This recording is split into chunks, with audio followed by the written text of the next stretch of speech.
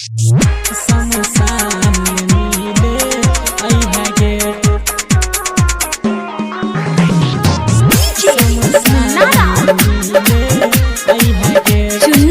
Aryan digital recording studio Purnia.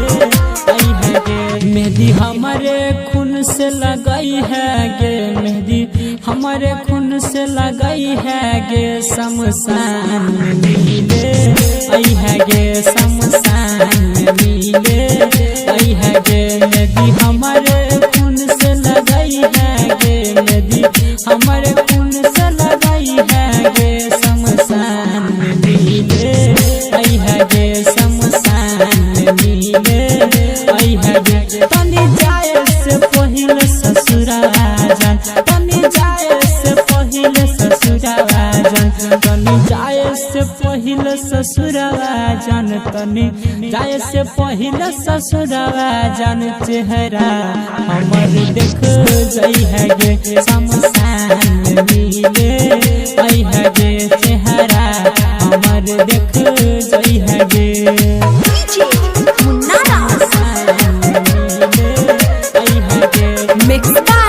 Chunna Aryan हिट्टी बाजार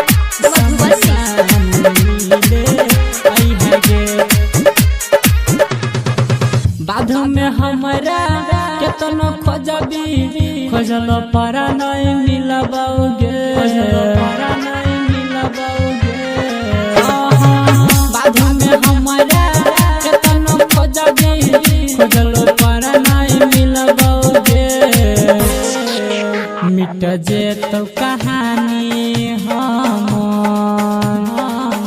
मिट जे तो कहानी हमर के एक बार गला लगई है गे, शमशान मिले आई है गे, चेहरा हमर देख जाई है गे,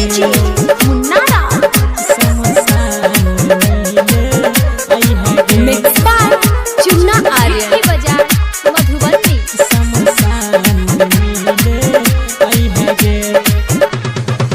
हमारा जना तर पेली तू वही ना एक दिन तरह पबी गे, एक दिन तरह पबी गे। हमारा जना तर पेली तू वही ना एक दिन तरह पबी गे।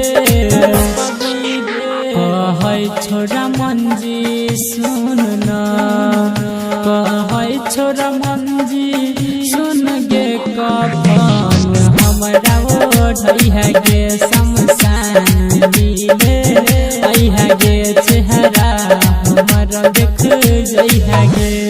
Chunna Aryan digital recording studio Purnia.